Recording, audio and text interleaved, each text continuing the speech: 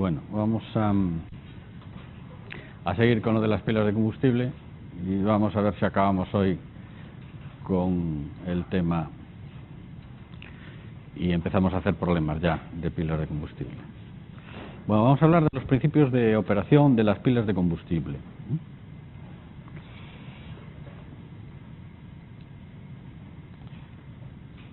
Bueno, ahí tenéis un esquema de una representación de una pila de combustible tal y como es en la realidad. En realidad,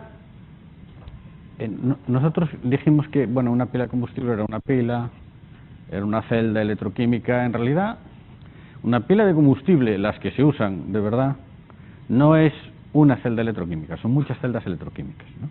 Es lo que se llama un arreglo o un stack, una pila de pilas individuales, ¿no? Realmente hay la terminología que se usa es en inglés fuel cell stack,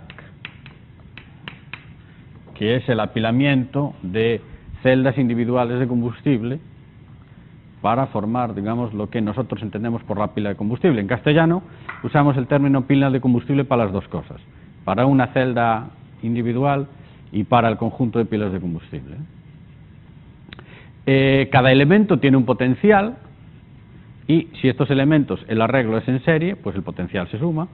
Si el arreglo de los elementos es en paralelo, entonces la intensidad de corriente se suma.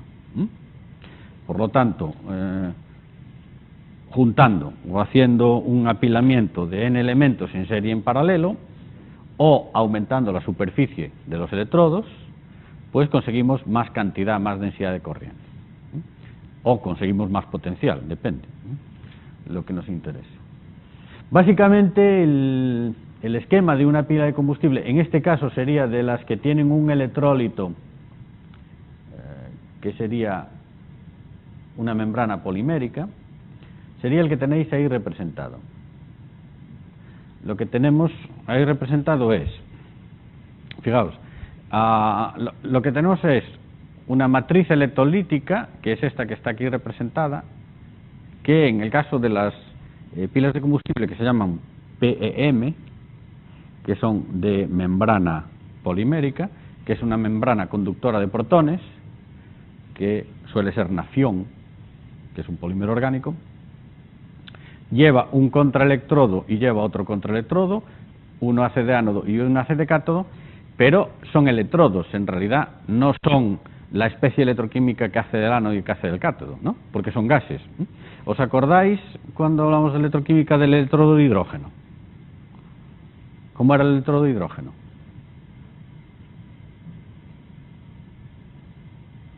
¿Qué era un electrodo de hidrógeno? ¿Alguien se acuerda de eso? El electrodo de hidrógeno era el que definíamos o que tomábamos artificialmente como potencial cero, ¿no? Era el origen de la escala de oxidación y reducción. ¿Os acordáis de eso? ¿Sí? Bueno, ¿y cómo era un electrodo de hidrógeno? El electrodo de hidrógeno era una disolución 1 molar de un ácido sobre el que se hacía burbujear hidrógeno a una presión de 1 atmósfera. ¿Os acordáis de cómo era el electrodo de hidrógeno? Bueno, pues el electrodo de hidrógeno, para que funcionara, necesitaba un hilo de platino para que condujera la corriente eléctrica. Bueno, pues a la pila de combustible le pasa igual. El ánodo es el hidrógeno,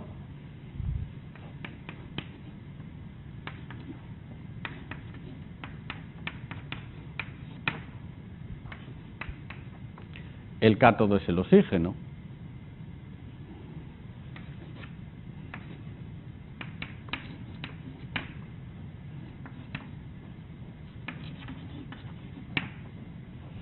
pero tanto aquí el cátodo y el ánodo son dos gases, necesitan un electrodo, necesitan lo que se llama un colector.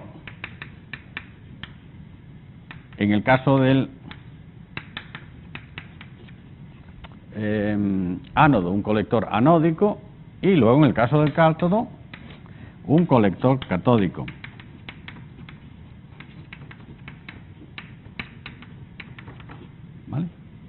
a este colector tiene que dejar pasar el hidrógeno y el oxígeno hasta la membrana del electrolito,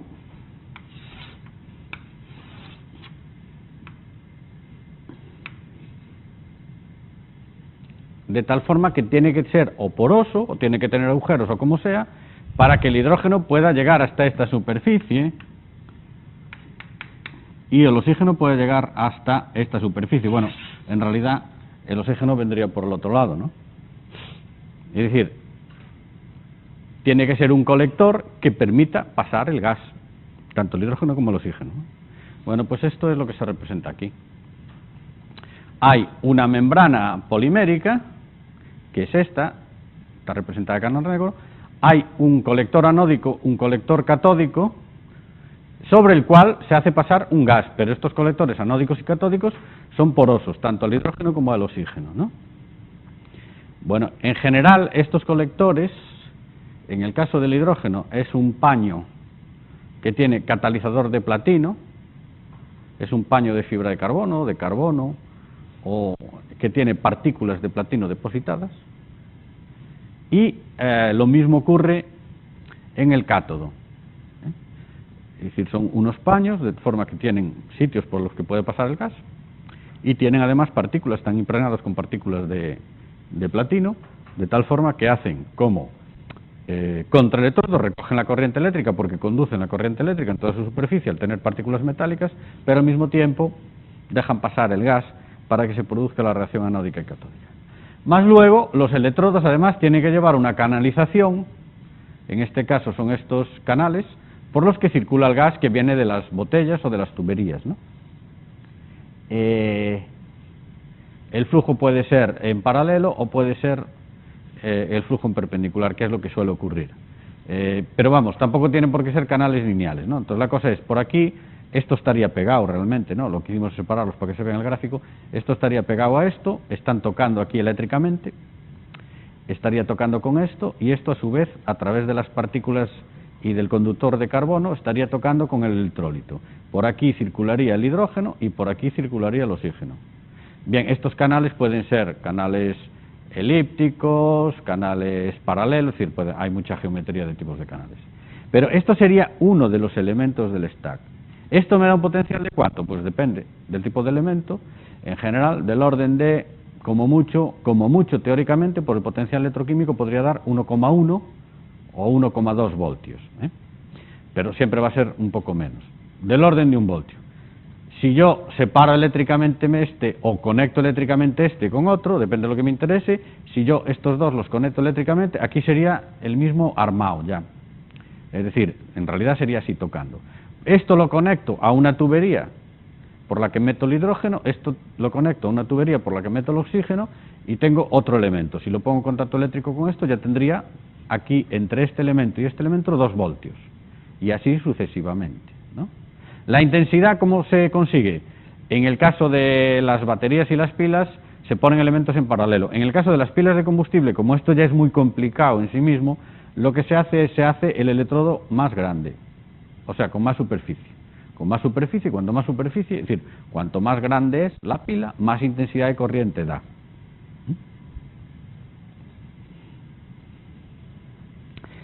Aún, como veis, aún dentro de la cierta complejidad que parece que tiene, son elementos bastante simples. Ahí no se mueve nada, no hay piezas mecánicas, simplemente esto fluye el gas por difusión a través de esos canales y teóricamente ahí no hay piezas móviles. Eso puede durar lo que haga falta, excepto, claro, en el tema del catalizador de platino que se vaya envenenando, ¿no? Digamos, la membrana polimérica dura, salvo que haya algún problema o se rompa, dura mucho tiempo y lo único que se gasta es el platino de los catalizadores, ¿no? Bueno, vamos a la parte de la termodinámica, vamos a montarnos en el esquema. Bueno, el esquema montado sería este que vimos el otro día, ¿no? Que ya lo vimos el otro día. Sería armado, un elemento sería de esta forma, ¿no? Estos elementos los puedo poner en paralelo y entonces tengo un stack, que es lo que vemos o que veremos si vamos un día al laboratorio en las pilas de combustible, que es el stack, sería un elemento, bueno, sería así, de 20 centímetros por 20 centímetros, y con una longitud de unos 40-50 centímetros, pues tendríamos unos 2 kilovatios trabajando a 48 voltios, ¿no? Más o menos es lo que ocupa. Pero vamos, hay de muchos tipos. Bueno, vamos a la parte de la termodinámica de la pila. A ver, yo no sé si recordáis de la parte electroquímica que ¿cuál es la magnitud termodinámica que me determina que una reacción sea espontánea o no? Es la energía libre de Gibbs, ¿sí o no? Sí. Bueno, entonces, para una reacción de oxidación y reducción genérica, que se escribe de esa forma, A de las fases reducidas de la especie 1 más B de la fase oxidada de la especie 2, para dar C de la fase oxidada de la especie 1 más D de la parte reducida de la fase 2, que sería la reacción electroquímica. En el caso del hidrógeno y oxígeno, ¿quién sería red de 1? Pues la parte reducida del par H2, 2H más, ¿no? Sería el H2. ¿Os acordáis de eso de la parte electroquímica? Del oxígeno, ¿quién sería la parte oxidada y la parte reducida? La parte oxidada es el OH- y la parte reducida es el O2, ¿no? Entonces, para la reacción global, H2 más un medio de 2 para dar H2O, las magnitudes termodinámicas que intervienen en la entalpía libre de Gibbs, que son las que me determina si una reacción es espontánea o no, sería delta H y T delta DS. A ver, como repaso. Una pila solo producirá energía eléctrica si la reacción es espontánea, ¿no? Si no es espontánea no la va a producir. Por tanto, para que sea espontánea, se tiene que cumplir que delta DH menos T delta DS es globalmente como menor que 0. ¿Vale? Y luego, la variación de energía interna que tiene que ver con delta DH es igual al calor más el trabajo, ¿no? ¿Estamos de acuerdo? Por lo tanto, bueno, delta DH es delta D más P delta DV, suponiendo que la presión sea constante externa, y el trabajo es el trabajo eléctrico más el trabajo mecánico. ¿Cuánto es el trabajo eléctrico? Menos NF epsilon, que es menos N el número de electrones, F la constante de Faraday y epsilon el potencial eléctrico del sistema. Y P delta dV es el trabajo mecánico. Si la pila es de volumen constante, el trabajo mecánico es 0. Con lo cual nos quedamos con un único trabajo, que es el trabajo eléctrico, ¿no? Eso lo veis, ¿no? Es fácil. Entonces, delta de G, que es esto, es igual a menos NF epsilon. Esa es la ecuación, se llama la ecuación de Nernst, que me permite calcular la relación entre delta de G de la reacción y el trabajo mecánico de la pila. Dicho de otra forma, si lo queréis ver así, el potencial de una pila depende del valor de delta de G de la reacción. Si podemos relacionar delta de G con el potencial de la pila, sí, a través de esta ecuación. Bueno, por otro lado, ¿cuánto tiempo dura una reacción química? Bueno, lo de cuánto tiempo dura es una frase fea porque en realidad no dura, sino que una reacción química evoluciona hasta un estado que es el estado de equilibrio, ¿no? Y cuando llega al estado de equilibrio la reacción se para, ¿no? La definición del estado de equilibrio es el estado dinámico donde toda evolución de las variables termodinámicas del sistema se detiene, ¿no? Es la definición del equilibrio. Bueno, cuando llega al equilibrio, ¿qué pasa? Pues que entonces estamos en una situación donde el potencial de la pila es 0. Es decir, se agotó la reacción. Por lo tanto, para la reacción en equilibrio, el potencial de la pila es 0. Lo cual nos permite relacionar el potencial con delta de G de la reacción a través del potencial de la pila de la reacción en equilibrio, que es el potencial para el equilibrio. Delta de G0, que sería variación de energía libre de Gibbs en el equilibrio, es igual a menos N epsilon sub 0, que es igual a 0. Bueno, ahí tenéis representado el electrodo de hidrógeno. Es decir, la razón por la que necesitamos los contraelectrodos en la pila de combustible es esta. Porque tenemos un gas y tenemos que hacer una colección de los electrones de alguna forma y por eso usamos un conductor eléctrico. Aprovechamos el platino, que es un conductor eléctrico, porque además el platino cataliza la rotura de las moléculas de oxígeno y de hidrógeno. Por eso en la pila de combustible tenemos que usar platino.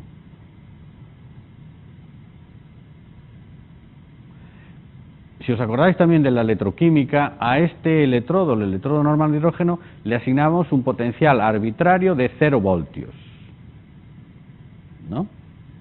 Y entonces teníamos lo que era la escala de oxidantes y reductores. Al potencial este le llamamos potencial normal, es el potencial de una pila en función de la escala de reacción.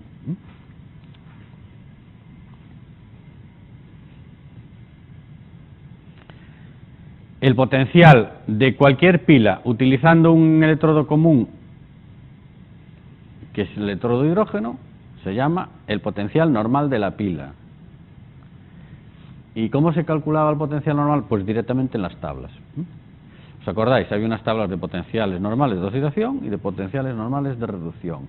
¿Cómo se calcula el elemento que nos da el origen de potencial, el que tomamos como 0 voltios?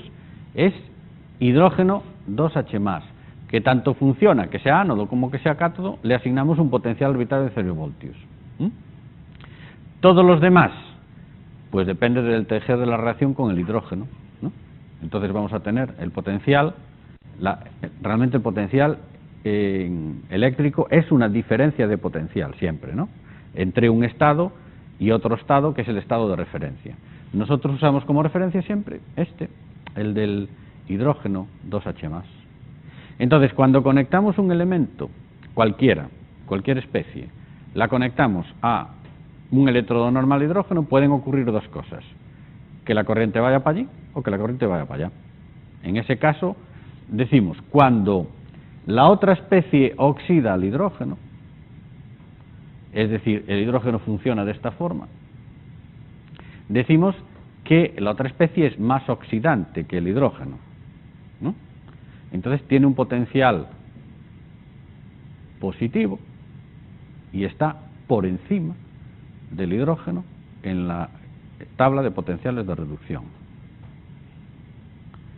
Si la otra especie reduce al hidrógeno para formar hidrógeno gas, entonces la especie tiene potencial negativo, decimos que es más reductor que el hidrógeno y está por debajo en la tabla de potenciales de reducción.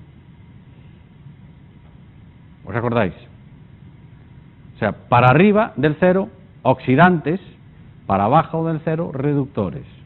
Cuanto más arriba, más oxidante; cuanto más abajo, más reductores. Como el potencial es una magnitud de diferencia de potenciales, entonces midiendo en la escala de potenciales de oxidación-reducción la distancia entre dos, ya es el potencial de cualquier pila, ¿no? Para eso se construye la tabla de potenciales normales de oxidación y reducción, ¿no? Entonces hablamos del potencial estándar de una pila. ¿Por qué hablamos del potencial estándar? Porque lo mismo que la entalpía libre de Gibbs, la entalpía o la energía libre de Gibbs depende de las condiciones, ¿no? Cuando decimos que hablamos de entalpía estándar, pues cuando las condiciones son 25 grados y una atmósfera, ¿no? Bueno, en el caso del potencial también hablamos de condiciones estándar, que son 25 grados y una atmósfera de presión para los gases, ¿no? Si las especies están en otras condiciones, el potencial varía, ¿no? Entonces, potencial estándar,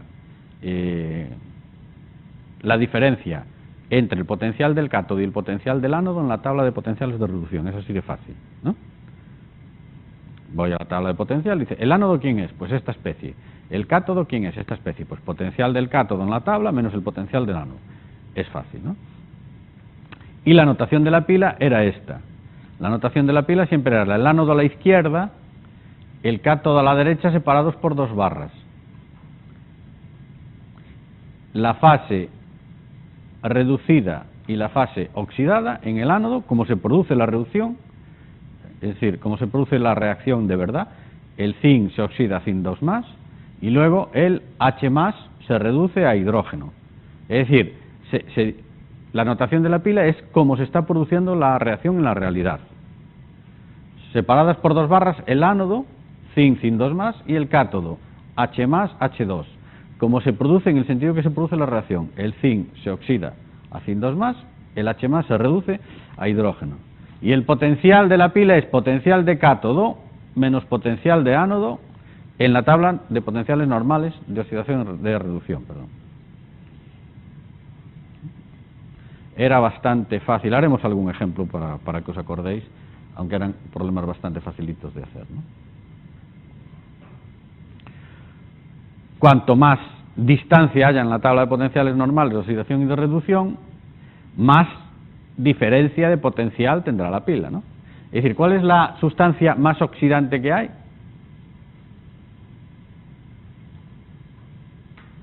¿Os acordáis?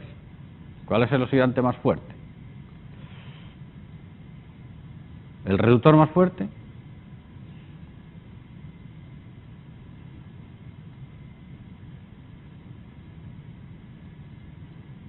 A ver, pregunto, ¿el oxígeno es oxidante o reductor? Oxidante. ¿El zinc es oxidante o es reductor? Es reductor. ¿Hay algún reductor más fuerte que el zinc? ¿Quién?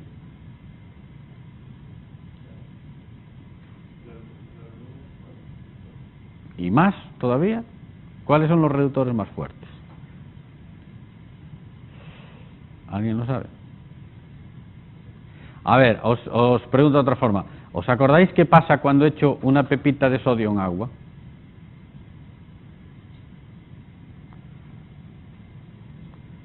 Un trocito de sodio en agua, ¿qué pasaba?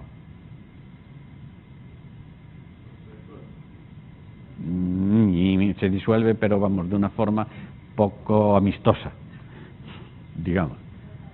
No llega a explotar, sino que genera hidrógeno y arde el hidrógeno, ¿no? Violentamente. ¿Y por qué genera hidrógeno? Ay, que me solté. ¿Por qué genera hidrógeno?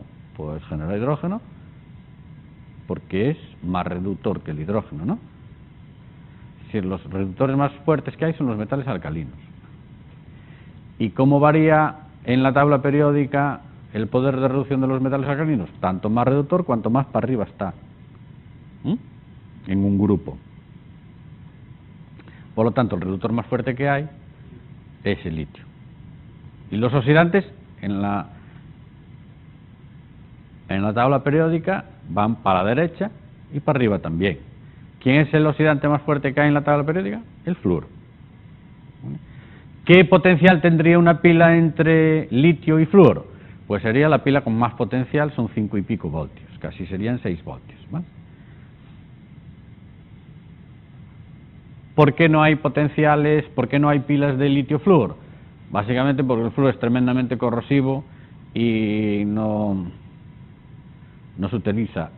Sería un candidato estupendo para hacer unas pilas buenísimas, con un gran potencial, pero de momento no se está utilizando, aunque se están investigando. Bueno, en cualquier caso, si las condiciones de la pila no son estándar, ¿cómo se calcula el potencial? Pues a través de la ecuación de Nernst. También os acordáis de ella, ya trabajasteis con ella.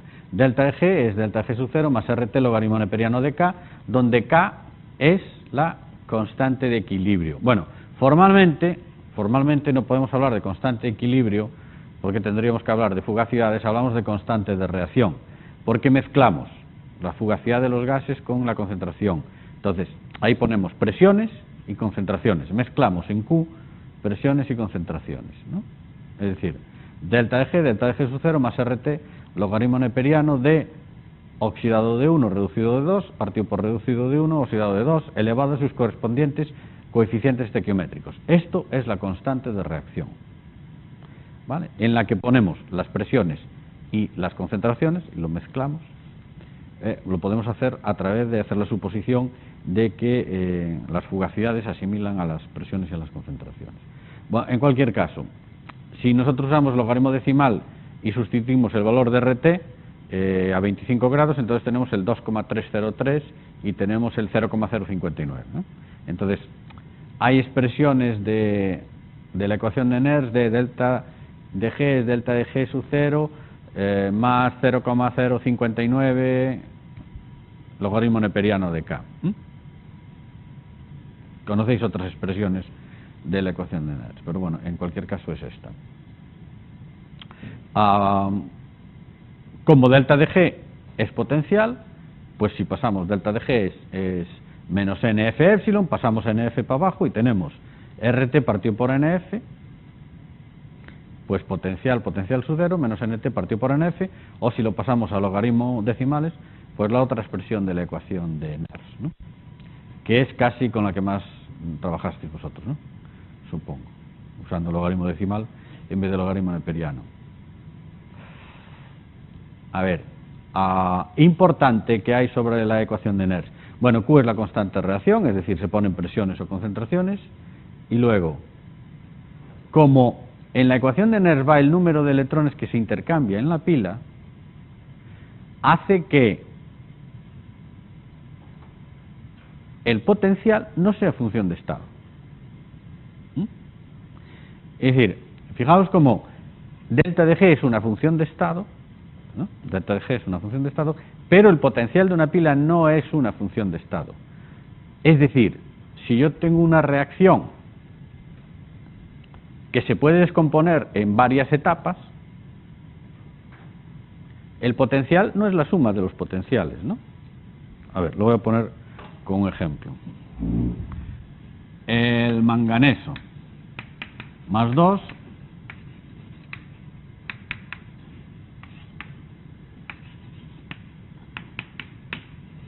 a manganeso más 3 a manganeso más 7.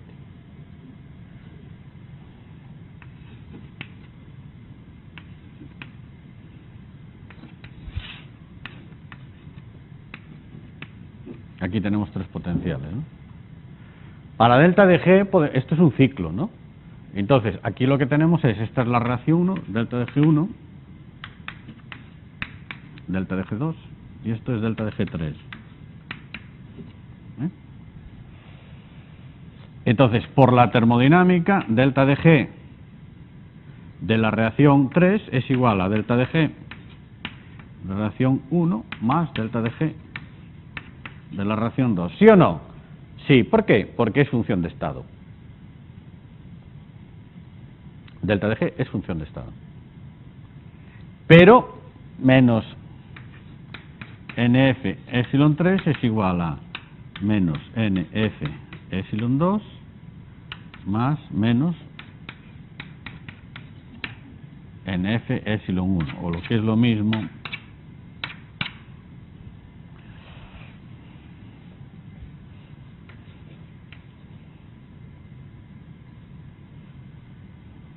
perdón,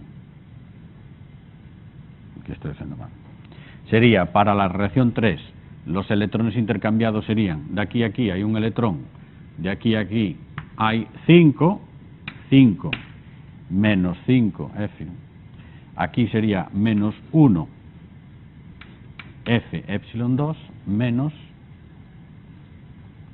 4, bueno, puse mal otra vez. A ver, de aquí a aquí los electrones intercambiados son un electrón, de 2 a 3, de 3 a 7 son 4 electrones y estos son 5 electrones. Entonces es 5 menos 5 F epsilon 3 es igual a menos, para epsilon 1 es 1 F epsilon 1 más menos 4 F epsilon 2, con lo cual las Fs y los signos se me van y lo que tengo es epsilon 3 es igual a 4 epsilon 2 más epsilon 1 partido por 5, ¿vale? Lo cual demuestra que el potencial no es función de estado. No se puede sumar los potenciales como sumamos las funciones de estado, que son entalpía y energía libre de Gibbs. Es decir, hay que tener en cuenta el número de electrones intercambiados en la pila.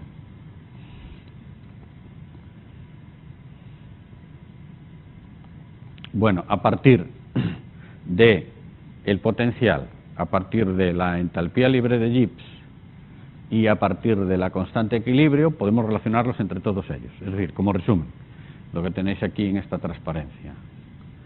La constante de equilibrio es E elevado a menos NF partido por RT. La influencia de la concentración en el potencial de una pila es a través de la ecuación de Nernst. Epsilon es el 1 menos RT partido por NF, el logaritmo neperiano de la constante de reacción. Y la influencia de la presión, pues a partir de la constante de presión, si solo fueran presiones, ¿no? Si no, en la constante de reacción podemos mezclar concentraciones y presiones.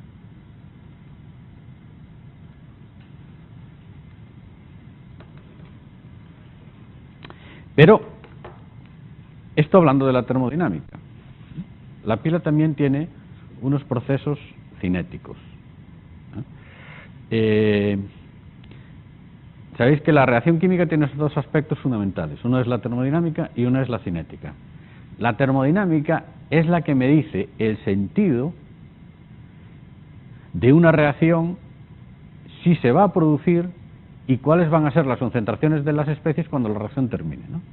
Si la reacción evoluciona al equilibrio, si la reacción es reversible o es irreversible, y si la reacción, en realidad todas las reacciones evolucionan hasta un equilibrio, pero si lo podemos considerar una reacción reversible o irreversible, depende de lo que desplazado esté el equilibrio, ¿no? La función termodinámica relacionada con la espontaneidad de una reacción es delta de G. Si delta de G es negativo, una reacción es espontánea y se irá produciendo hasta que la reacción llegue al equilibrio. ¿Sí o no?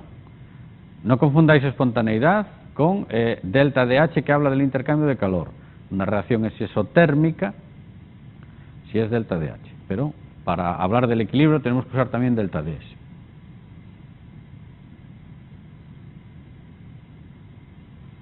Ahora bien, la termodinámica de lo que no me habla para nada es de la velocidad que se produce una reacción. Es más, dependiendo de las circunstancias, una reacción con la misma termodinámica se puede producir a velocidades distintas.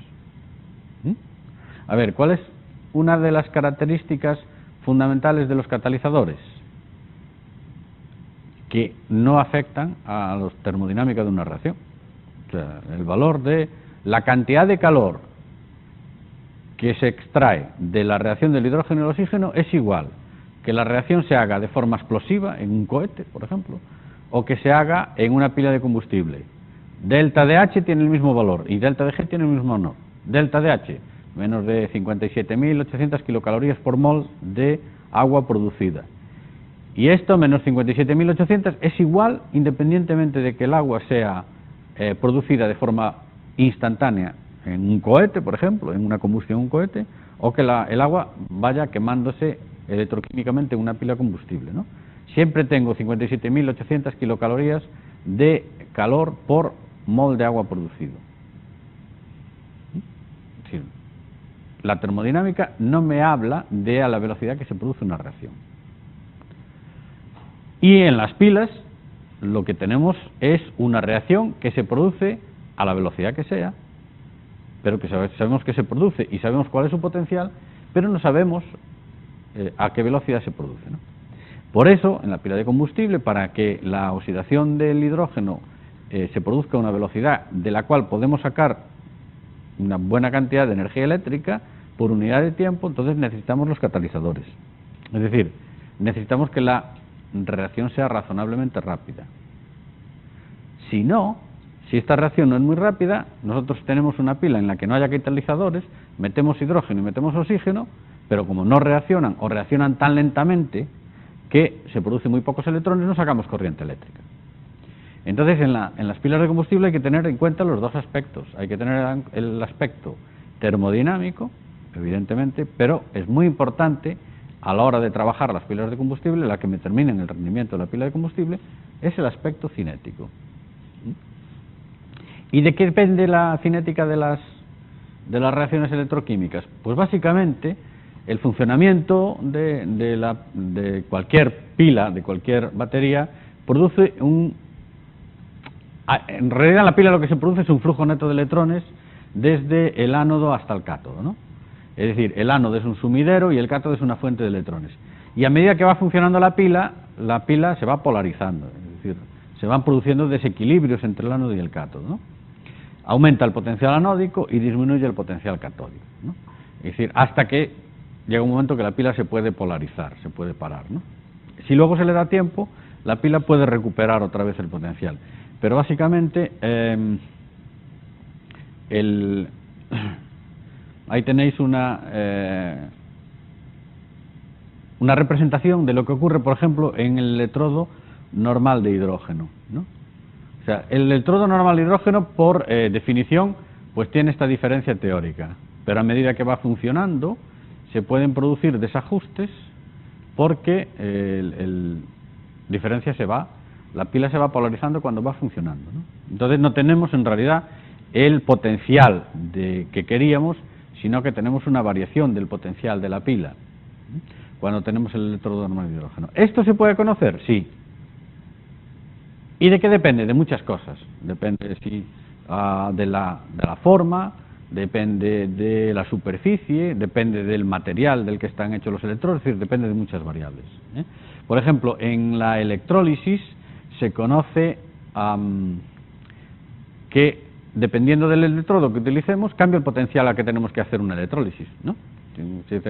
Muchas veces que vemos que hablan de una electrólisis, dice, esta se hace con una electrólisis con electrodos de platino. ¿Por qué platino? Porque si no se hace con electrodos de platino, pues necesitamos otro potencial distinto, ¿no? Es decir, depende de muchas cosas.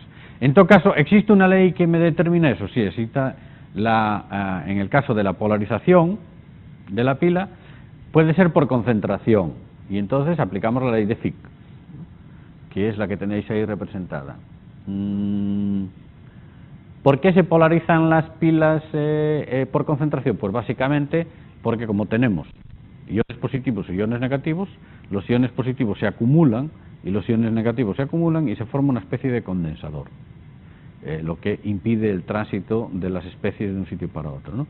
Entonces eso se llama polarización por concentración o polarización de concentración. También, bueno, ahí tenéis una representación, tampoco le vamos a dar muchas vueltas a esto, de cómo influye la concentración de la polarización por concentración en la diferencia de potencial. Fijaos que al final lo que llegamos es a una potencial que tiene esta expresión que se puede meter dentro de la ecuación de Nernst para hacer una corrección del potencial normal de la pila. Es decir, es relativamente simple de aplicar. Sería esto, ¿no? Digamos, en el electrodo normal de hidrógeno, en función de la densidad de corriente, se va produciendo una polarización hasta que tenemos una intensidad límite. Es decir, nosotros podemos sacar una intensidad de corriente hasta una intensidad límite de la cual no podemos sacar más. ¿De qué depende la intensidad límite? Pues de lo que se polarice la pila. Dicho de otra forma, a ver, es un poco lo que hablábamos de la velocidad y de la termodinámica, ¿no? O sea, nosotros tenemos, la termodinámica me dice, esta reacción química le va a dar tanta energía por mol de hidrógeno o mol de sustancia consumida. Sí, pero yo como los electrones los saco de las sustancias que se me consumen, dependiendo de la velocidad con que se me consuman las sustancias, puedo sacar más electrones o menos por unidad de tiempo, ¿no? Entonces, como la intensidad de corriente es cargas por unidad de tiempo, pues tengo una intensidad límite a partir de la cual ya no puedo sacar más. ¿Y eso de qué va a depender? Pues va a depender de los electrodos, la superficie, del catalizador, de la velocidad a la que se produce la reacción del ánodo, la velocidad que se produce la reacción del cátodo, es decir, va a producirse a la velocidad que dé la pila. ¿Se puede predecir? Sí, se puede jugar con los factores para aumentarla, poner catalizadores, etcétera, etcétera, ¿no? Pero básicamente siempre hay una intensidad de corriente límite a partir de la cual la reacción química no da para más, por lo tanto no podemos sacar más electrones, ¿no? La intensidad límite es porque no podemos sacar más electrones de ahí. No porque no lo diga la termodinámica. La termodinámica dice, usted puede sacar tanto, pero en realidad no vamos a ser capaces de sacar tanto. Vamos a ser capaces de sacar pues lo que podamos, ¿no? Es decir, bueno, la pila, el funcionamiento normal de una pila, pues tiene un control más cinético que termodinámico, ¿no? Porque al final en una pila es un dispositivo eléctrico en el cual estamos produciendo una reacción química y su control va a ser un control cinético, ¿no? Bueno, ahí tenéis, en realidad en el funcionamiento normal de la pila hay tres regiones de funcionamiento. Uno que es una región que tiene valores pequeños de intensidad, en el que la pila va controlada por activación. ¿Qué significa el control por activación? El control por activación significa que para que empiece una reacción a funcionar hay que vencer la energía de activación de la reacción. ¿Os acordáis de eso? Y bueno, pues independientemente de que yo libere los reactivos, mientras no se venza la energía de activación de la reacción, no se produce la reacción. Es decir, hay un proceso, hay un periodo de tiempo donde la pila no da corriente porque todavía no ha sido capaz de vencer la energía de la activación de la reacción. Luego hay otra región donde la pila funciona prácticamente como un aparato eléctrico normal. O sea, de hecho, se puede asimilar a un circuito eléctrico, ¿no? Y el único control de la pila es por la resistencia, por la caída óhmica, ¿no? Por la resistencia de la pila. Por eso, sabéis que las baterías se pueden simular mediante un circuito eléctrico, ¿no? Un circuito eléctrico donde el valor más importante es el de la resistencia óhmica de la batería. Y luego, por último, hay otra región, que son los altos valores de la intensidad de corriente, donde la polarización de la pila ya controla la polarización por concentración. Si eso lo representamos en un gráfico, tendríamos esta curva de polarización, digamos, donde manda más la polarización por activación, la polarización óhmica o la polarización por concentración. En el funcionamiento normal, es decir, el de la corriente eléctrica que saco de la pila, es eso que tenéis ahí representado. Es decir, hay en función del potencial de la celda, este sería el máximo posible, el teórico. ¿Cuál sería? El que me da la termodinámica. La ecuación de Nernst me dice, pues con estos valores de este ánodo, este cátodo y estas concentraciones, el potencial es este. Cuando yo a esa reacción le quiero sacar corriente eléctrica, ¿qué voy a obtener? Una curva de este tipo, con más o menos pendiente, pero siempre tiene una zona donde la pila está controlada por polarización de activación, es decir, hay un control por polarización, hay una zona controlada por caída óhmica y hay una zona controlada por polarización por concentración. Y aquí ya la corriente se va a la corriente límite y la densidad de corriente cae drásticamente, ¿no? ¿Dónde se pretende que las pilas funcionen? Aquí no interesa mucho, porque si os fijáis, con una pequeñita variación cae mucho el potencial. Entonces a mí la pila, como un suministro de energía eléctrica, me interesa que sea muy estable en el tiempo, ¿no? Entonces aquí no se suele trabajar, sino que se suele trabajar así, en esta zona, la zona planita, lo más planita posible, que es donde la pila está dando toda la densidad de corriente que necesitamos, o digamos, dicho de otra forma, la reacción química me puede dar toda la necesidad de corriente que necesitamos, pero sin prácticamente cambiar su potencial. ¿Qué me permite esto? Me permite que el control de la pila se haga por un circuito eléctrico, ¿no? Por eso trabajamos en esa zona. A ver, no sé si lo entendéis o se os hace un rollo. Básicamente yo lo que quiero es que la pila trabaje por esta zona. Por eso la pila no se puede usar ni de 0 a 100, ¿no? Es decir, la pila, cuando se le mete muy poquito hidrógeno, aunque produce algo de electricidad, produce electricidad, pero una corriente muy baja y con un potencial muy inestable. Es decir, tenemos que tenerla trabajando a un X% mínimo, que suele ser del 30% de la carga nominal, para que, bueno, la pila esté funcionando bien, me dé un potencial prácticamente constante y me dé la corriente que le pido. Dicho de otra forma, no se puede parar de todo la pila, ¿no? O sea, no se debe de parar de todo. Y luego por esta zona ya no se debe de usar, es decir, no se debe llegar a la zona de las corrientes límites. ¿Por qué? Porque en esta zona ya se produce mucha agua, se pueden estropear las membranas y también tengo el mismo problema que el potencial ya no permanece constante, se cae drásticamente, ¿no?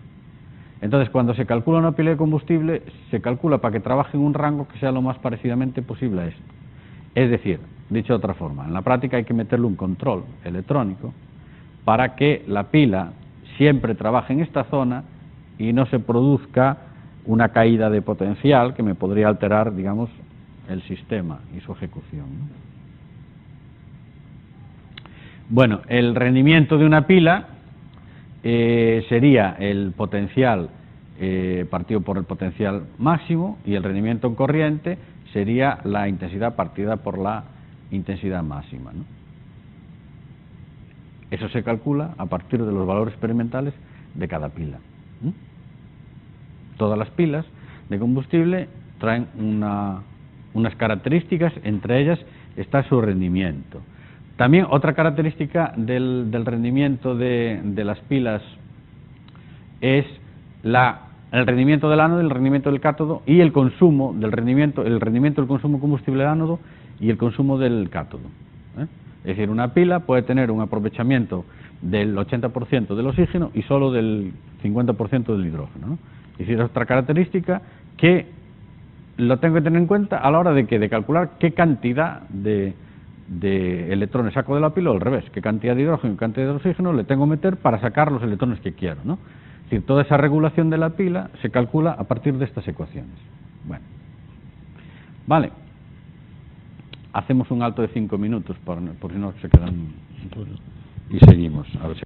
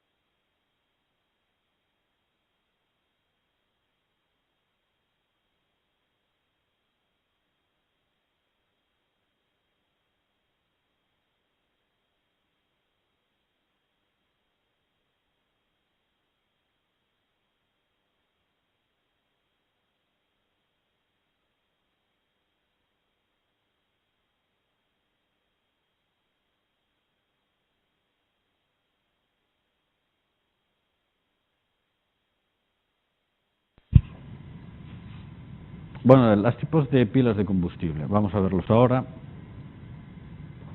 Y con esto vamos a ver si ya dejamos rematado y ya empezamos con los problemas.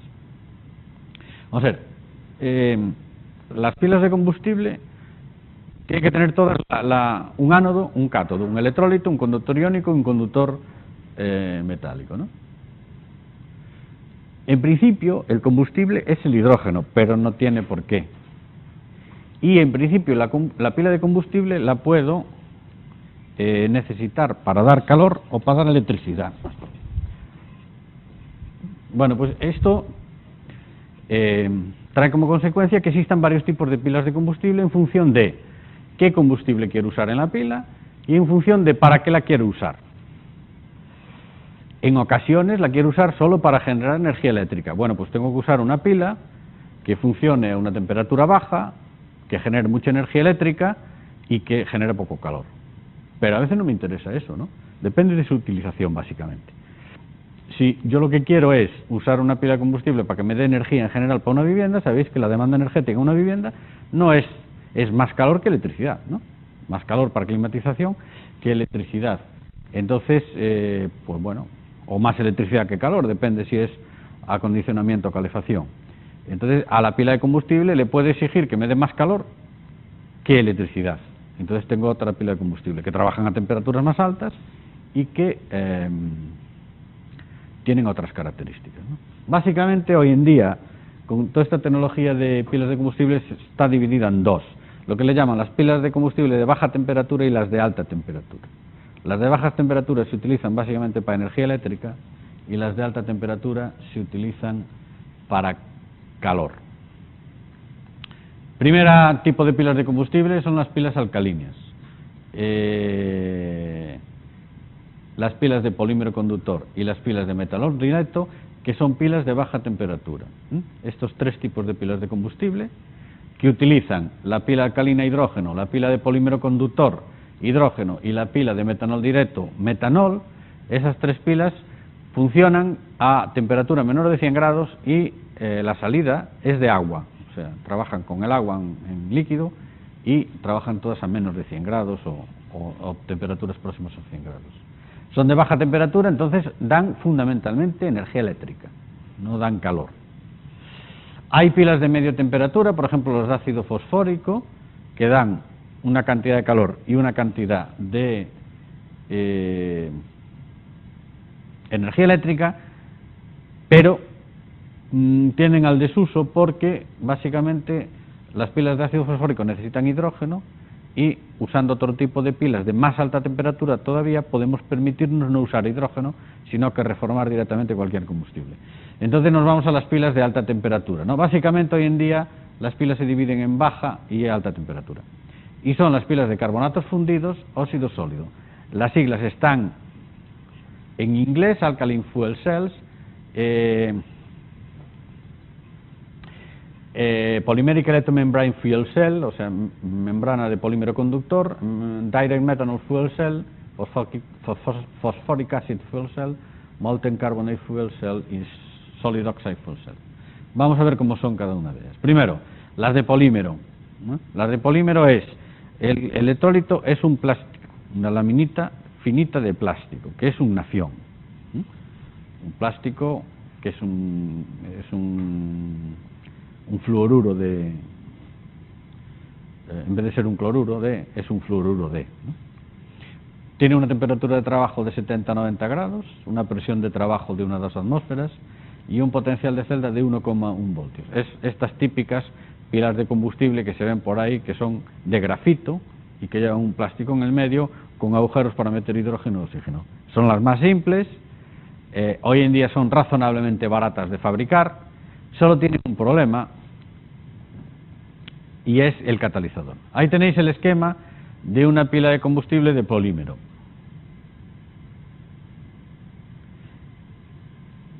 La pila de combustible de polímero tiene la característica, este tipo de polímeros, como se llaman el nafión, tiene la característica de que conduce la energía eléctrica no por movimiento de electrones, sino por movimiento de cargas positivas, por movimiento de protones,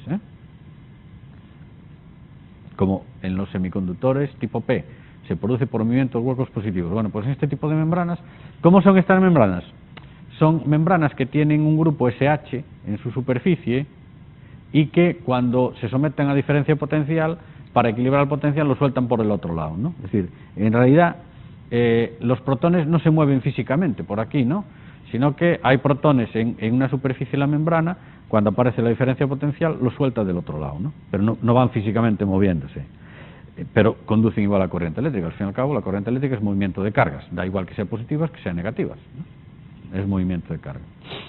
Entonces, bueno, el esquema es este: entra en el ánodo el hidrógeno, entra en el cátodo el oxígeno, aquí se produce un movimiento de cargas, transita el H+ para este lado, reacciona con el OH y forma el agua, ¿no? Este es el esquema del funcionamiento de la membrana polimérica, donde estas membranas son membranas muy finitas, del orden de micras de espesor, ¿no? Son unas membranas tremendamente finitas y caras, claro, evidentemente son tecnologías que son razonablemente caras.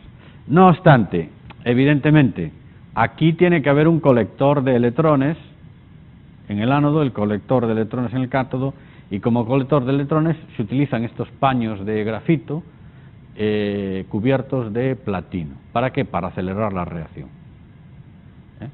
Lo cual quiere decir que son caras de construir porque llevan platino. Tenéis la reacción en el ánodo, H2, 2H+, en el cátodo un medio de 2 para dar más 2H+ para dar agua, producto de la reacción agua, al fin y al cabo es H2 más un medio de 2 para dar agua, y tienen unas ventajas y tienen unas desventajas. Sus ventajas son que son tolerantes al CO2, operan a baja temperatura. Bueno, que sean tolerantes al CO2 significa que se pueden usar con gas reformado sin tener que quitarle el CO2, que es una ventaja. Es decir, se puede meter en una pila un gas que se haya producido por reformado que lleve CO2 y la pila funciona igual. ¿Qué ocurre en la pila con el CO2? Que es un inerte y por lo tanto baja el rendimiento. Es decir, la diferencia de tener una pila de combustible con aire a oxígeno, ¿cuál es? Que la presión parcial de oxígeno en el aire es 0,21. Por lo tanto, necesito muchísimo más caudal y aún encima me baja el rendimiento porque el nitrógeno es un inerte, ¿entendéis? Pero funciona perfectamente. O sea, vosotros en cualquier sitio podéis usar aire en vez de oxígeno. ¿Qué pasa? Que no es el mismo rendimiento meter oxígeno que meter aire. Por eso el tema de los coches se mete N2O, ¿no? Entonces, ¿viste, no? Protóxido de nitrógeno. ¿Pero para qué es el protóxido de nitrógeno? Meter oxígeno. Podríamos meter una botella de oxígeno directamente. Más oxígeno, más presión parcial de oxígeno. Pero bueno, otra cosa sería que la pila se estropeara por el CO2. No se estropea, luego se podría usar un gas reformado que tenga CO2. Operan a baja temperatura y todos los materiales son baratos, excepto incluso las membranas poliméricas. Hoy en día hay muchas opciones, excepto el catalizador, que de momento tiene que ser el que es. El electrolito es seco, no hay problemas de que hay que limpiar el electrolito, ni que se derrama, ni que se caiga nada por fuera, porque es como una lámina, como si fuera una lámina de acetato. No es corrosivo, tienen una altísima densidad de corriente por unidad de peso, porque como están hechas de grafito, que es razonablemente ligero, y plástico, no pesan nada, ¿no? Son bastante ligeras. Son tolerantes a una caída de presión en la alimentación, es decir, tienen una curva, aquella curva que vimos es muy plana, hace muy así, durante mucho periodo, tienen un rango muy amplio de utilización comparadas con las otras, y son compactas, mecánicamente es muy simples y fáciles de construir, porque simplemente como son láminas, ponemos una lámina, ponemos un trapito de catalizador, ponemos un canal de grafito, ponemos otra lámina, así son relativamente muy fáciles de construir. Y se pueden hacer prácticamente en el rango de tamaño que nos dé la gana. Las hay pequeñitas, que se usan incluso para recargar teléfonos móviles, y las hay gigantescas, ¿no? Tienen tienen unas desventajas, de las cuales las principales son estas. No toleran el monóxido de carbono, es decir, si es un gas de reformado, tiene que ser reformado pero con etapas de oxidación parcial o tiene que ser con etapas de posoxidación para que no vaya CO, porque el CO envenena el platino. Por supuesto, el azufre ya ni olerlo, ¿no? O sea, tiene que ir limpio de azufre también. No toleran ni siquiera sulfuros, o sea, tiene que ir el combustible que se use para reformar el hidrógeno, o es electrolítico el hidrógeno, electrolítico el hidrógeno vale también. No necesitan ni aporte ni humedad, usan catalizadores muy caros, paladio, platino, rodio. Y usan membranas orgánicas de polímeros que son muy caras, aunque esto ya no es tan cierto, ¿no? Esto ha bajado mucho de precio, pero los catalizadores todavía no se pueden usar más que platino, paladio o rodio. Entonces los convierte en una pieza cara por culpa del valor de los catalizadores, ¿no? De hecho, hoy en día ya bajaron muchísimo de precio, pero siguen siendo muy caras por el tema del platino que llevan. Las pilas alcalinas solo se usan en la tecnología espacial. ¿Por qué? Porque trabajan directamente con oxígeno. Es decir, tenemos que llevar, no le podemos meter aire, le metemos oxígeno, porque si no baja mucho el rendimiento. Pilas de combustible alcalinas trabajan a 65 grados hasta 200 grados, lo que me interese, ¿eh? Trabajan a presión atmosférica y tienen un potencial de 1,1 a 1,2. Repito, 1,2 es el máximo potencial que podemos sacar del hidrógeno-oxígeno, de esa reacción. Ahí tenéis el esquema, son diferentes de los anteriores, porque fijaos que en el electrólito no hay movimiento de H+, como ocurría en la membrana de polímero, sino que lo que se mueven, se difunden los OH-. El electrólito es alcalino, es decir, tiene iones OH-, y si os fijáis, en la otra se producía la oxidación en el ánodo, la reducción en el cátodo, porque viajaban los protones. En esta se produce la oxidación en el ánodo y la formación de agua también en el ánodo, porque viajan los OH-. ¿Veis el mismo mecanismo que es diferente? Es decir, por esta entra hidrógeno y el hidrógeno me sale con agua. En esta entra el oxígeno y el oxígeno me sale limpio. En la otra me entraba el hidrógeno y salía el hidrógeno limpio y me entraba el oxígeno. A ver, vamos a ponerla. Aquí me entra el hidrógeno y sale el hidrógeno limpio. Aquí me entra el oxígeno y sale el oxígeno con agua. Prácticamente es mejor este caso, porque yo este hidrógeno lo puedo aprovechar para volver a meter, o sea, le doy vueltas, no lo gasto, y puedo hacer una pila que sea de ánodo cerrado, ¿no? Es decir, si la pila gastará tanto hidrógeno como necesite, como le meto de carga eléctrica. Entonces, el que me sobre, yo meto el hidrógeno a una presión, una atmósfera. Entonces, el que no lo gasta sale por la tubería, pero si sale limpio y no lleva agua, lo puedo volver a meter directamente. Entonces, tengo un loop al que le voy aportando el hidrógeno a medida que se necesite. En este caso, no. En este caso tendría que quitarle el agua, condensar el agua, para poder reutilizar el hidrógeno, que es lo que hay que hacer. Desde un punto de vista práctico son más simples las de polímero. Bueno, como veis, el movimiento es de OH- y, bueno, realmente la reacción, aunque en el ánodo se produce hidrógeno más K+, más OH- para dar K más agua y K, que luego se vuelve a disolver para dar K+ y agua, y en el oxígeno un medio de O2, H2 para dar 2OH-, 2OH- más 2 electrones para dar H2O, esto está mal, aquí hay un error. En realidad la reacción global es H2 más un medio de 2 para dar H2O, esto está mal, es un agua, ¿no? O sea, es la misma, ¿no? Ventajas: operan a baja temperatura, presentan tiempos de respuesta cortos, tienen de todas las que más eficiencia eléctrica tienen, por eso se usan en el espacio, y prácticamente no necesitan catalizador, porque el catalizador es el OH-. El OH- es un catalizador de esa reacción, que son, bueno, fáciles de construir. Lo que pasa es que tienen un problema, ¿no? Que el catalizador es una sustancia corrosiva, entonces son fáciles de construir, pero, o sea, se puede derramar, ¿no? Desventajas: son extremadamente intolerantes al CO2, porque el CO2 con el OH forma carbonatos, entonces perderíamos catalizador, ¿no? Entonces, no se puede usar CO2, lo cual quiere decir que el hidrógeno que se utilice tiene que ser ultrapuro, tiene que ser electrolítico.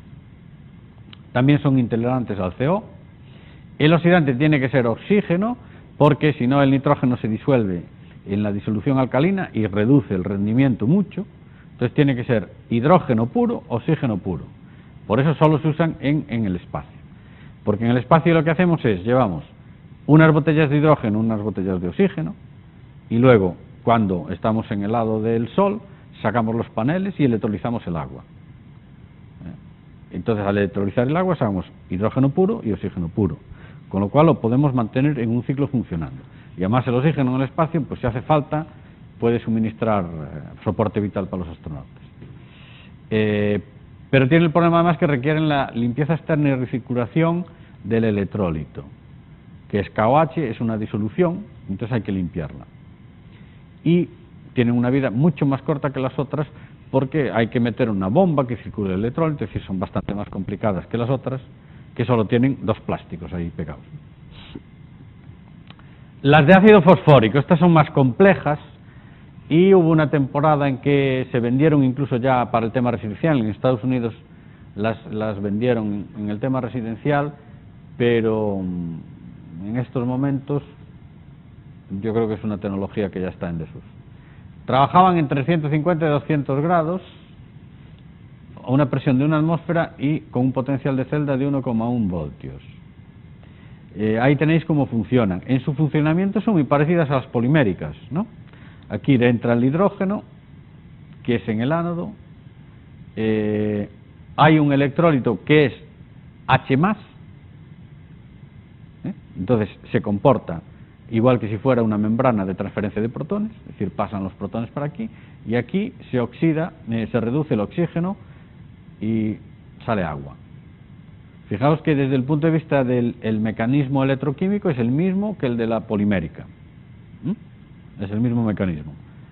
Aquí el hidrógeno sale, también se puede hacer un loop, y el oxígeno sale con agua. La reacción es igual, H2 más 1 medio 2 para dar H2O, es la misma, exactamente que en la polimérica, y tienen sus ventajas, que son muy tolerantes al CO2, hasta el 30%, igual que la polimérica, porque en este caso la disolución ácida no tiene problemas con el CO2. Se produce una cierta cantidad de calor, poca, ese es su mayor problema, que se queda entre las frías y las de alta temperatura y da un balance entre calor y electricidad que no es muy satisfactorio, da relativamente poco calor. Y bueno, son relativamente fáciles de usar. Tienen sus desventajas, que no son muy tolerantes al CO, aunque no son tanto como las otras, tampoco al azufre, pero le pasa a todas, o sea, tampoco es un inconveniente muy superior. Y luego, el problema del ácido fosfórico es que es un ácido muy corrosivo. Entonces, digamos, hay que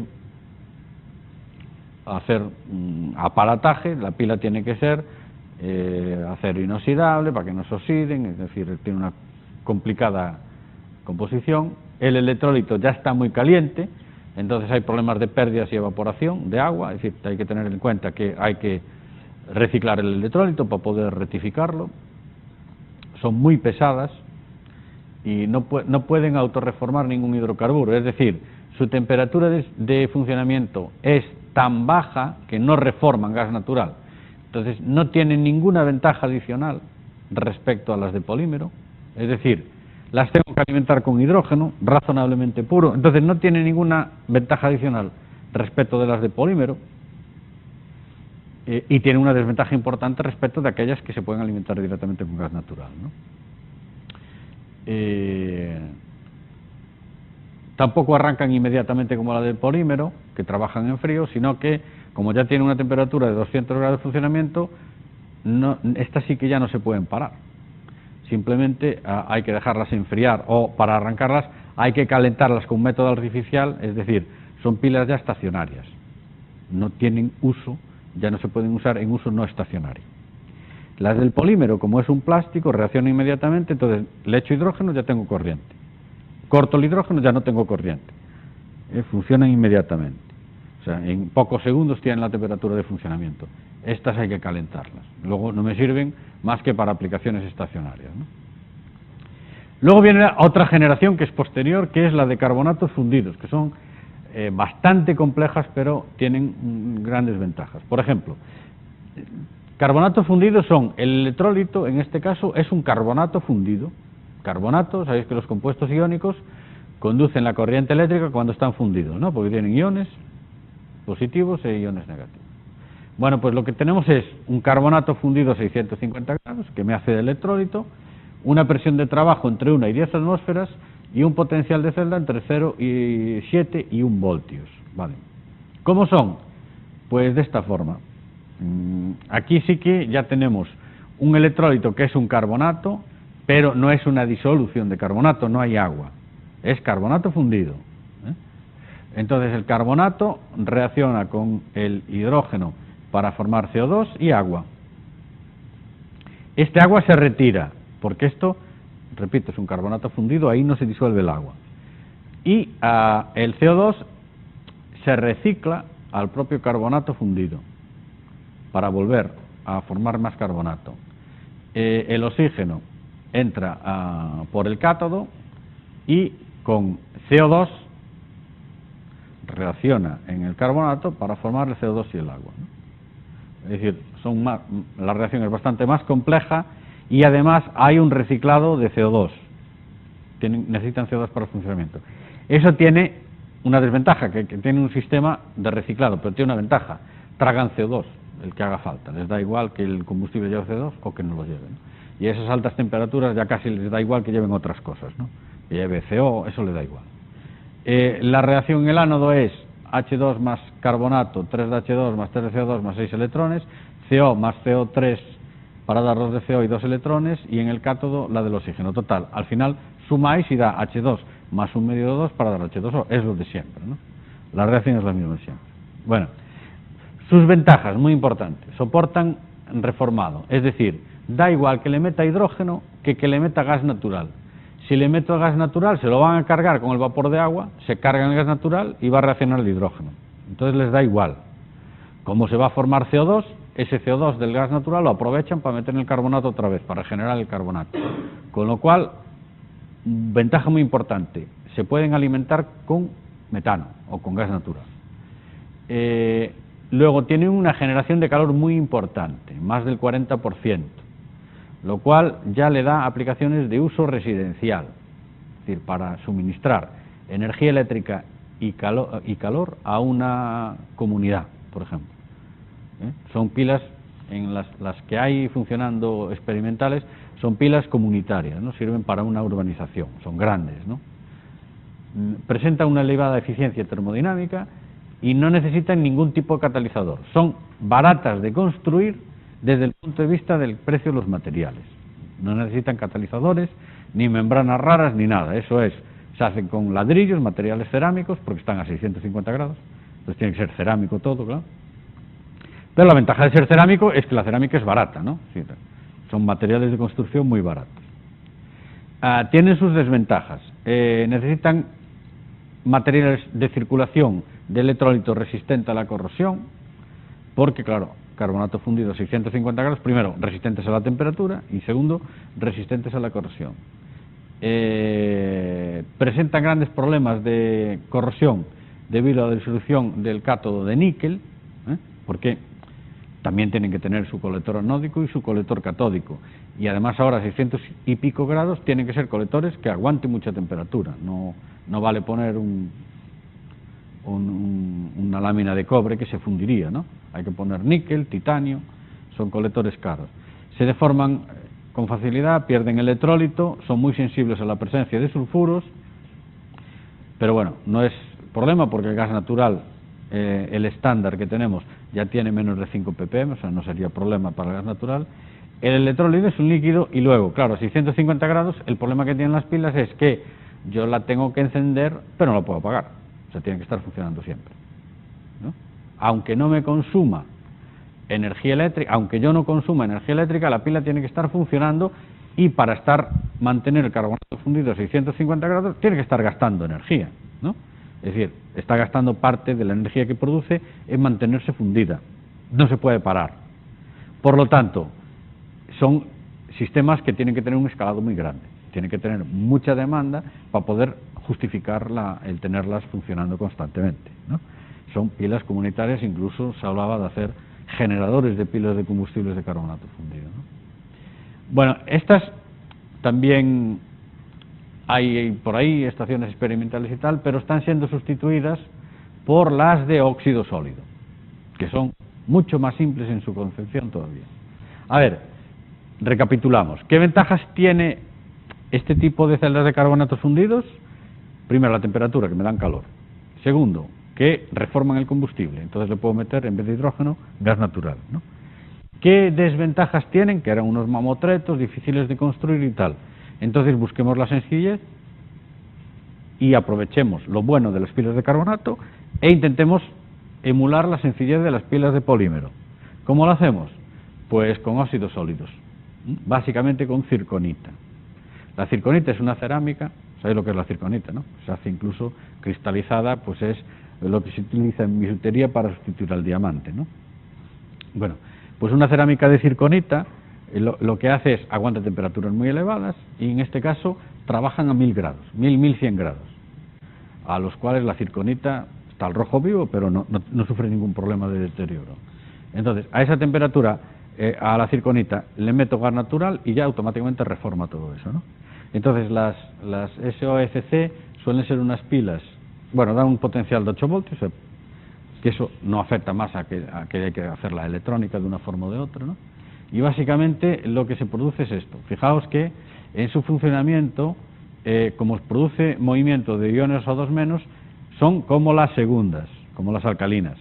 Es decir, entra el combustible pero sale con agua. Vale. ¿Qué pasa? Pues que este combustible normalmente no es hidrógeno, es gas natural. Con lo cual da igual o no que salga con agua porque se puede aprovechar lo mismo, ¿no? Se puede aprovechar porque en el reformado de gas natural necesitamos agua, vapor de agua. Entonces aquí me da igual que me salga el agua por ahí porque puedo hacer un bucle también cerrado, ¿no? No es como el caso de las alcalinas. No sé si os veis la diferencia. Bueno, ¿qué pasa? Pues por la otra entra el oxígeno o aire en general, ¿no? No oxígeno. Y en esto los óxidos sólidos son, en el caso de la circonita, es un óxido sólido semiconductor que conduce la corriente eléctrica. ¿Sabéis cuál es el mecanismo de conducción de la corriente eléctrica de los óxidos sólidos semiconductores? A ver, mecanismos de conducción de la corriente eléctrica: movimiento de cargas negativas, movimiento de cargas positivas. ¿Qué más? Movimiento de huecos. ¿No suena eso, de movimiento de huecos? Óxidos metálicos semiconductores.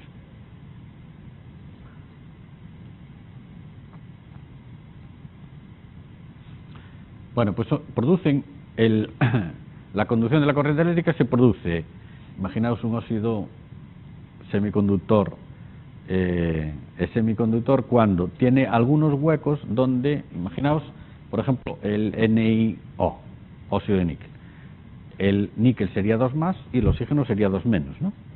Entonces tendríamos una red con iones 2+ y iones 2-, en el mismo número, para que sea eléctricamente neutro, ¿no? Bueno, si alguno de esos níquel lo sustituimos por un compuesto que tenga, en vez de 2+, 3+, ¿qué ocurre? Que tiene que haber algunos níquel menos que oxígenos, porque si no, no se compensa la diferencia de carga para que la red sea eléctricamente neutra, ¿no? O si en algún sitio de la red donde tenía que haber un oxígeno dejamos un hueco a propósito, entonces tienen que haber átomos de níquel, bueno, iones níquel 2- para compensar la diferencia de carga del hueco que me queda, ¿no? Entonces, ¿qué pasa? Que ese hueco puede transitar, no es que transite físicamente, no, el hueco solo existe físicamente, pero el estado de oxidación se le puede ir pasando de unos a otros, ¿no? Entonces es el mecanismo de conducción de cargas. En realidad, este O2 no es que se mueva, sino que este estado de oxidación, O2-, se le va pasando de unos átomos a otros hasta que cierran el circuito eléctrico, ¿no? Entonces es una tecnología de óxido metálico semiconductor, que lo hay positivo y lo hay negativo. Si juego con estados de carga positivos, o si juego con el anión, o si juego con el catión. Si juego con el anión, tengo conductores de... En realidad esto sería como un conductor de electrones. Va pasando los O2- de, allí, de un lado para otro. Si jugara con los N+, iría pasando cargas positivas de uno a otro. En el caso de la circonita, mueve por conducción de huecos. Entonces, bueno, primera cosa, no es una circonita cualquiera.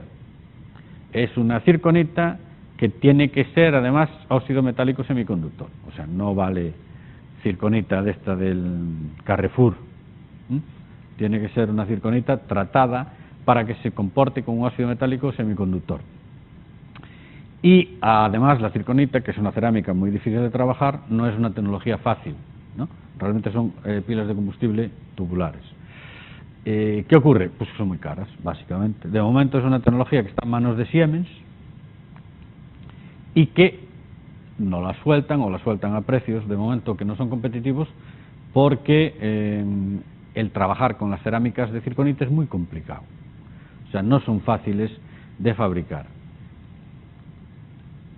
La reacción al final, la que se produce, es lo mismo que en todas, a pesar de que hay un intermediato de CO2, pero es hidrógeno más oxígeno para dar agua, como siempre. Tienen unas ventajas que son que soportan el reformado interno espontáneo, no solo de gas natural, Las pilas de combustible las hay que funcionan a 1000 y pico grados y se les puede meter directamente gasolina, gasoil. Trabajan con cualquier cosa, o sea, reforman cualquier combustible. Generan una enorme cantidad de calor, más de un 60% de calor respecto de la electricidad.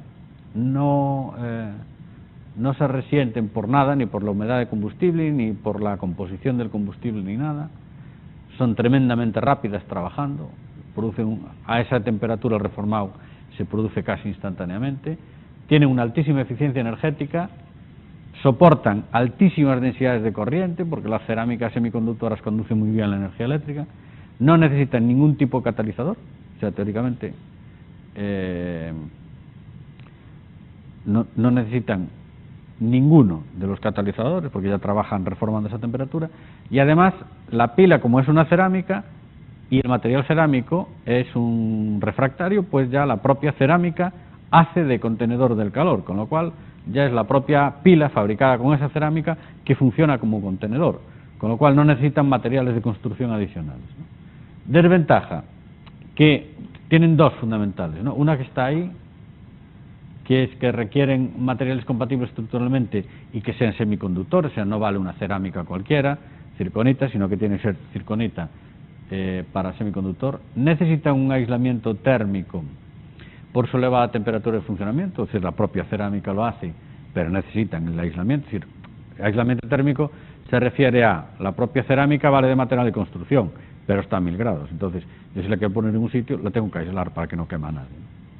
Son relativamente intolerantes a los sulfuros, es la única, pero no es el caso del gas natural, porque entra dentro del margen. Son muy complicadas de fabricar por el tema de los semiconductores, y es una tecnología que está en manos de Siemens Bostik. El inconveniente más grande que tienen en estos momentos las pilas de combustible no es la cerámica, que aunque está en manos de estos se puede trabajar, sino la mayor dificultad que tienen estas es, como están a 1000 y pico grados, es recoger la energía eléctrica, ¿no? Pensar que a 1000 y pico grados hay muy pocos conductores eléctricos que aguanten la corriente del ánodo y la corriente del cátodo, ¿no? Son titanio, contraelectrodos de titanio que aguanten temperaturas elevadísimas y aún encima, bueno, sufren mucho porque a esas temperaturas los metales ya están al rojo vivo, ¿no? Y son muy duros. Esta sería una pila de combustible de metanol directo, que es el último tipo. A ver, utilizando la membrana polimérica podemos reformar, bueno, porque, a ver, los óxidos sólidos le damos la vuelta y decimos, queremos una cosa simple, como una cosa simple que de fabricar, como es el caso de la membrana polimérica, pero a que reforme cualquier combustible, ¿no? Pero podemos dar la vuelta al razonamiento, es decir, podemos tener una membrana que reforme cualquier tipo de combustible, en vez de tener que ir a elevadas temperaturas y reformar sí, tenemos. Hay membranas que son capaces de producir energía eléctrica con cualquier tipo de combustible. Concretamente hay una tecnología que ya está extendida y que está en explotación que se llama el metanol directo. Hay membranas que son capaces de reformar de forma directa el metanol. Ahí tenéis las reacciones, son una mezcla de metanol y agua para producir CO2 y energía eléctrica. Se llaman pilas de combustible de metanol directo.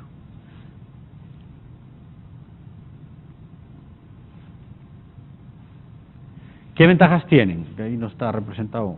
No.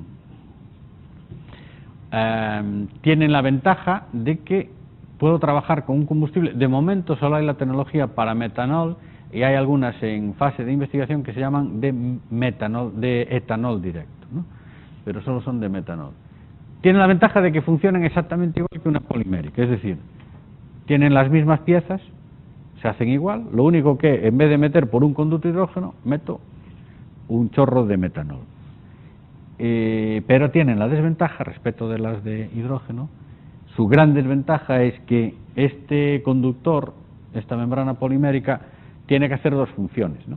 En el caso de las de membrana polimérica de hidrógeno, solo conduce la energía eléctrica, solo deja pasar electrones, H más. En este caso, la membrana es la que reforma el combustible. Entonces tiene que ser una membrana que además tiene que tener unas características, tiene que ser porosa, etcétera, etcétera. Y entonces son muy frágiles estas membranas, son muy sensibles a la densidad de corriente.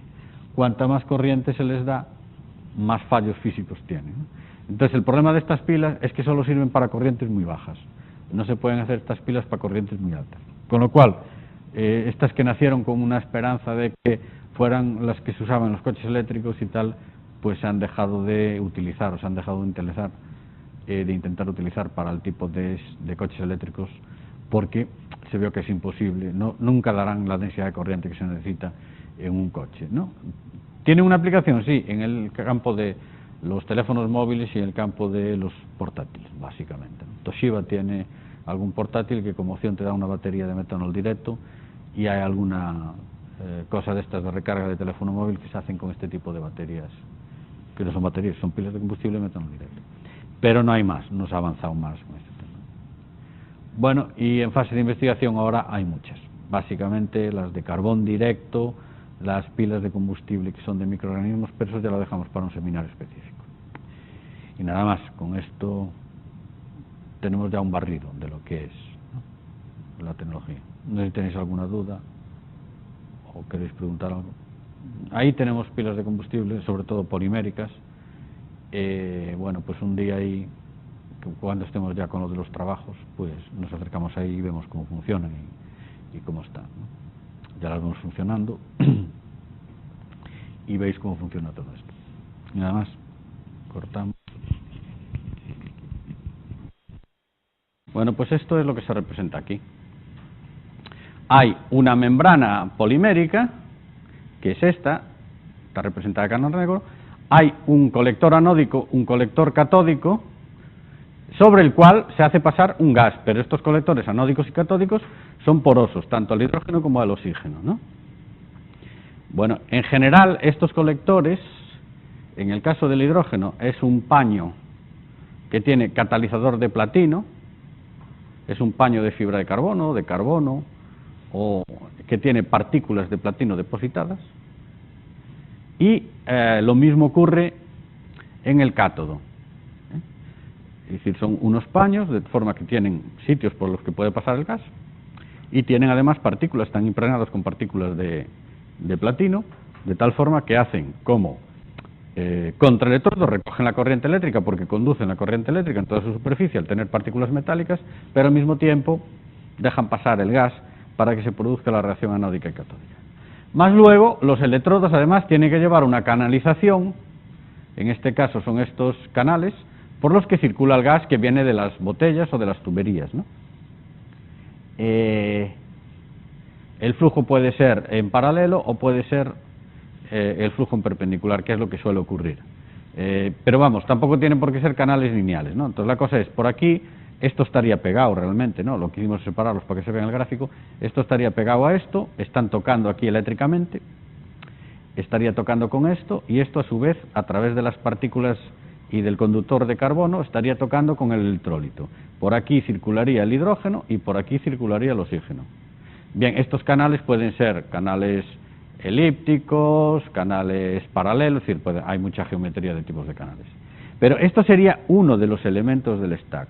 ¿Esto me da un potencial de cuánto? Pues depende del tipo de elemento, en general del orden de, como mucho, teóricamente, por el potencial electroquímico podría dar 1,1 o 1,2 voltios, ¿eh? Pero siempre va a ser un poco menos, del orden de 1 voltio. Si yo separo eléctricamente este o conecto eléctricamente este con otro, depende de lo que me interese, si yo estos dos los conecto eléctricamente, aquí sería el mismo armado ya. Es decir, en realidad sería así tocando. Esto lo conecto a una tubería por la que meto el hidrógeno, esto lo conecto a una tubería por la que meto el oxígeno y tengo otro elemento. Si lo pongo en contacto eléctrico con esto, ya tendría aquí entre este elemento y este elemento 2 voltios. Y así sucesivamente, ¿no? La intensidad, ¿cómo se consigue? En el caso de las baterías y las pilas, se ponen elementos en paralelo. En el caso de las pilas de combustible, como esto ya es muy complicado en sí mismo, lo que se hace es...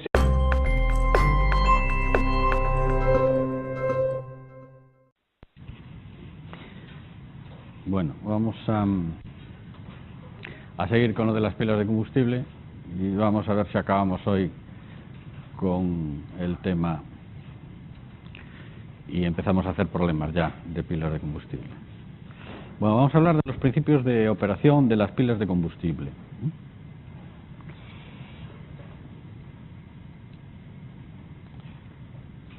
Bueno, ahí tenéis un esquema de una representación de una pila de combustible tal y como es en la realidad. En realidad, nosotros dijimos que, bueno, una pila de combustible era una pila, era una celda electroquímica. En realidad, una pila de combustible, las que se usan de verdad, no es una celda electroquímica, son muchas celdas electroquímicas, ¿no? Es lo que se llama un arreglo o un stack, una pila de pilas individuales, ¿no? Realmente hay la terminología que se usa es en inglés fuel cell stack, que es el apilamiento de celdas individuales de combustible para formar, digamos, lo que nosotros entendemos por la pila de combustible. En castellano usamos el término pila de combustible para las dos cosas, para una celda individual y para el conjunto de pilas de combustible.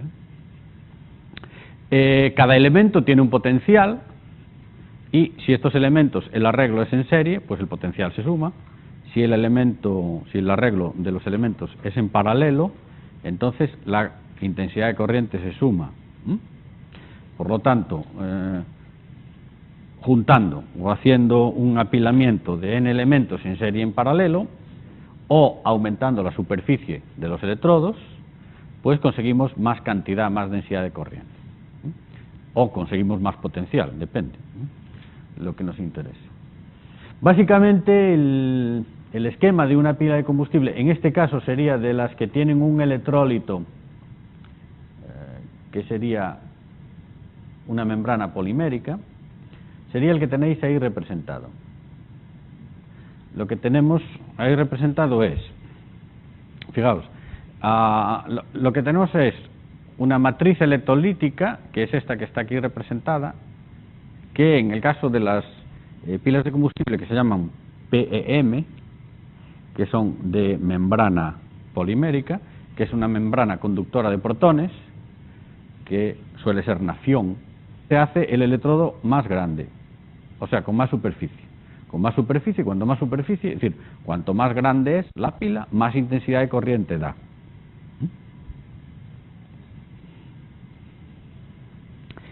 Aún, como veis, aún dentro de la cierta complejidad que parece que tiene, son elementos bastante simples. Ahí no se mueve nada, no hay piezas mecánicas, simplemente esto fluye el gas por difusión a través de esos canales y teóricamente ahí no hay piezas móviles. Eso puede durar lo que haga falta excepto, claro, en el tema del catalizador de platino que se vaya envenenando, ¿no? Digamos, la membrana polimérica dura, salvo que haya algún problema o se rompa, dura mucho tiempo, y lo único que se gasta es el platino de los catalizadores, ¿no? Bueno, vamos a la parte de la termodinámica. Vamos a montarnos en el esquema. Bueno, el esquema montado sería este que vimos el otro día, ¿no? Que ya lo vimos el otro día. Sería armado, un elemento sería de esta forma, ¿no? Estos elementos los puedo poner en paralelo y entonces tengo un stack, que es lo que vemos o que veremos si vamos un día al laboratorio en las pilas de combustible, que es el stack, sería un elemento, bueno, sería así, de 20 centímetros por 20 centímetros y con una longitud de unos 40-50 centímetros, pues tendríamos unos 2 kilovatios trabajando a 48 voltios, ¿no? Más o menos es lo que ocupa. Pero vamos, hay de muchos tipos. Bueno, vamos a la parte de la termodinámica de la pila. A ver, yo no sé si recordáis de la parte de electroquímica que ¿cuál es la magnitud termodinámica que me determina que una reacción sea espontánea o no? Es la energía libre de Gibbs, ¿sí o no? Sí. Bueno, entonces, para una reacción de oxidación y reducción genérica, que se escribe de esa forma, A de las fases reducidas de la especie 1 más B de la fase oxidada de la especie 2, para dar C de la fase oxidada de la especie 1 más D de la parte reducida de la fase 2, que sería la reacción electroquímica. En el caso del hidrógeno y oxígeno, ¿quién sería red de 1? Pues la parte reducida del par H2, 2H más, ¿no? Sería el H2. ¿Os acordáis de eso de la parte electroquímica? Del oxígeno, ¿quién sería la parte oxidada y la parte reducida? La parte oxidada es el OH- y la parte reducida es el O2, ¿no? Entonces, para la reacción global, que es un polímero orgánico, lleva un contraelectrodo y lleva otro contraelectrodo, uno hace de ánodo y uno hace de cátodo, pero son electrodos, en realidad no son la especie electroquímica que hace del ánodo y que hace del cátodo, ¿no? Porque son gases. ¿Os acordáis cuando hablamos de electroquímica del electrodo de hidrógeno? ¿Cómo era el electrodo de hidrógeno?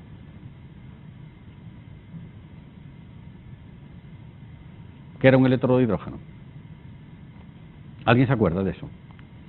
El electrodo de hidrógeno era el que definíamos o que tomábamos artificialmente como potencial cero, ¿no? Era el origen de la escala de oxidación y reducción. ¿Os acordáis de eso? ¿Sí? Bueno, ¿y cómo era un electrodo de hidrógeno? El electrodo de hidrógeno era una disolución 1 molar de un ácido sobre el que se hacía burbujear hidrógeno a una presión de 1 atmósfera. ¿Os acordáis de cómo era el electrodo de hidrógeno? Bueno, pues el electrodo de hidrógeno, para que funcionara, necesitaba un hilo de platino para que condujera la corriente eléctrica. Bueno, pues a la pila de combustible le pasa igual. El ánodo es el hidrógeno,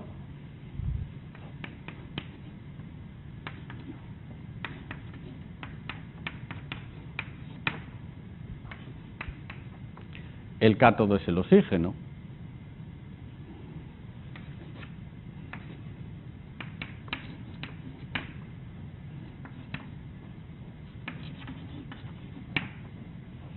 pero tanto aquí el cátodo y el ánodo son dos gases, necesitan un electrodo, necesitan lo que se llama un colector. En el caso del ánodo, un colector anódico, y luego en el caso del cátodo, un colector catódico.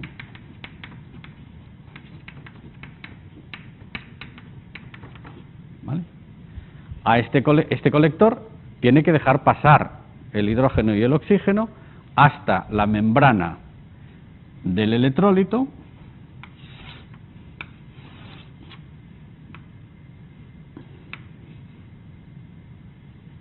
de tal forma que tiene que ser o poroso, o tiene que tener agujeros, o como sea, para que el hidrógeno pueda llegar hasta esta superficie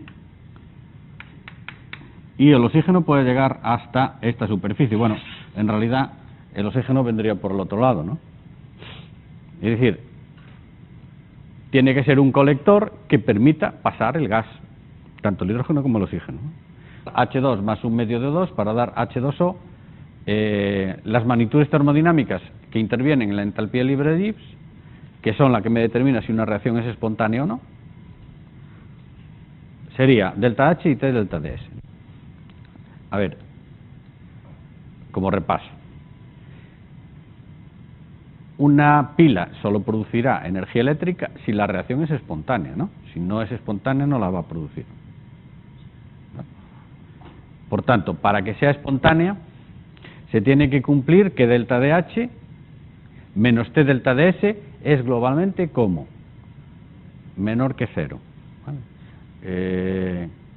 Y luego, la variación de energía interna que tiene que ver con delta dH es igual al calor más el trabajo, ¿no? ¿Estamos de acuerdo? Por lo tanto, bueno, delta dH es delta D más P delta dV, suponiendo que la presión sea constante externa, y el trabajo es el trabajo eléctrico más el trabajo mecánico. ¿Cuánto es el trabajo eléctrico? Menos NF epsilon, que es menos N el número de electrones, F la constante de Faraday y epsilon el potencial eléctrico del sistema. Y P delta dV es el trabajo mecánico. Si la pila es de volumen constante, el trabajo mecánico es 0. Con lo cual nos quedamos con un único trabajo, que es el trabajo eléctrico, ¿no? Eso lo veis, ¿no? Es fácil. Entonces, delta de G, que es esto, es igual a menos NF epsilon. Esa es la ecuación, se llama la ecuación de Nernst, que me permite calcular la relación de Nernst no, la relación entre delta de G de la reacción y el trabajo mecánico de la pila. Dicho de otra forma, si lo queréis ver así, el potencial de una pila depende del valor de delta de G de la reacción. Si podemos relacionar delta de G con el potencial de la pila, sí, a través de esta ecuación. Bueno, por otro lado, ¿cuánto tiempo dura una reacción química? Bueno, lo de cuánto tiempo dura es una frase fea porque en realidad no dura, sino que una reacción química evoluciona hasta un estado que es el estado de equilibrio, ¿no? Y cuando llega al estado de equilibrio la reacción se para, ¿no? Definición del estado de equilibrio: es el estado dinámico donde toda evolución de las variables termodinámicas del sistema se detiene, ¿no? Es la definición del equilibrio. Bueno, cuando llega al equilibrio, ¿qué pasa? Pues que entonces estamos en una situación donde el